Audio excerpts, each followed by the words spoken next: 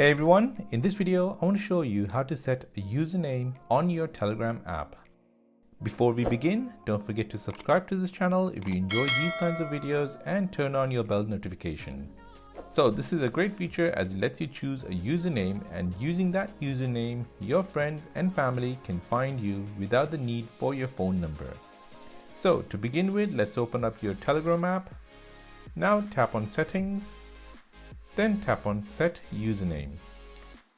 Here choose your username by typing it in. Your username can include a lowercase alphabet, a number, and an underscore. The minimum length of a username is 5 characters long.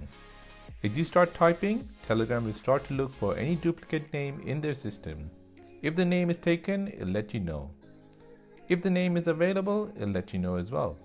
Press Done to set the username. You'll now notice your new username under your profile photo and name. And there you go, that is how to set a username on the Telegram app. My name is Karthik and you're watching The Simple Dad. Thanks for watching, see you in the next one.